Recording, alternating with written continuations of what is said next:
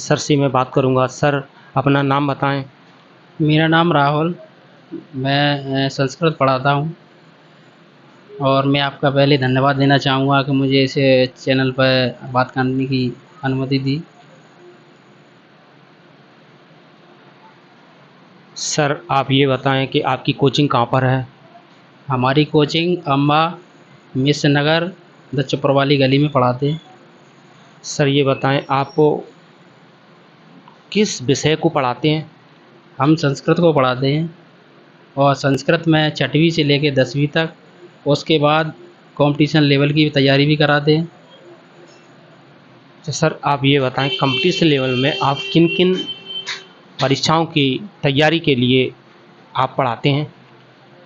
देखो, संस्कृत क्या है, एक टीचर लेवल पे आता है, शिक्षक की जो परीक्षा होती है उसमें भी आता है और अन्य परीक्षाएं भी हैं, उनमें भी संस्कृत का बहुत देखने को समावेश मिलता है।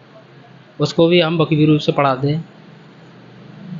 अच्छा, जो संस्कृत आप पढ़ाते हो, उस संस्कृत के आपके पास कितने बच्चे हैं अभी?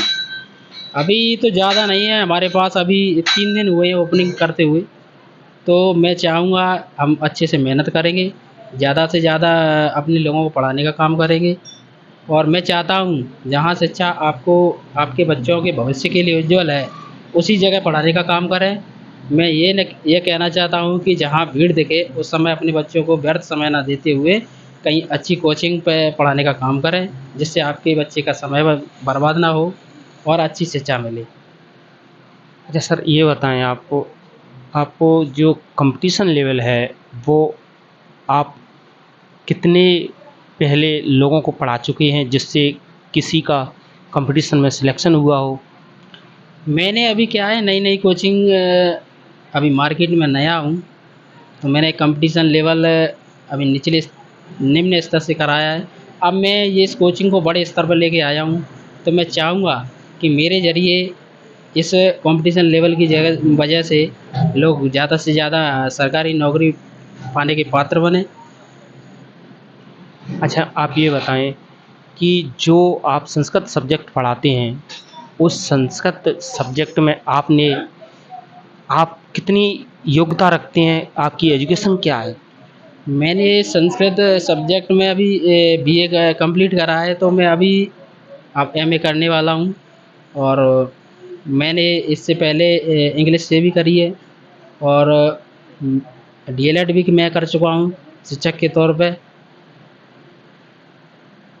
अच्छा सर, ये बताएँ आपको कि जो आपको टीचर का काम आपको कैसा लगता है?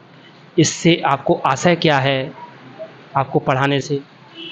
देखो, मैं चाहता हूँ कि ज़्यादा से ज़्यादा शिक्षक वो व्यक्ति है जो हर क्षेत्र में हर प्रकार के ताले भी खोल सकता है।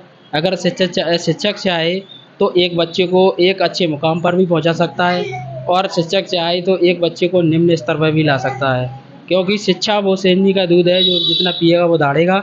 और अगर शिक्षा आपके अंदर है तो आपके अंदर अनुशासन है, सभ्यता है, उठने बैठने का सारे जो भी तरीके होते हैं वो शिक्षा के ज़रिए ही सीखे जाते हैं। और मैं चाहता हूँ कि शिक्षा ज़्यादा से ज़्यादा लोगों को अवगत कराए और शिक्षक के द्वारा अगर बहकावे के काम करे तो वो शिक्षक नहीं, वह एक कलंक है शिक्षक के नाम पे। अच्छा सर, ये बताएँ आप, जो संस्कृत भाषा है, उस भाषा के बारे में आप बता दें, संस्कृत है क्या चीज़? देखो, संस्कृत क्या है, एक शुद्ध भाषा है। इस संस्कृत से हमारे जो ऋषि मुनि थे वो शिक्षा ग्रहण कराते थे, वो संस्कृत भाषा में ही कराते थे।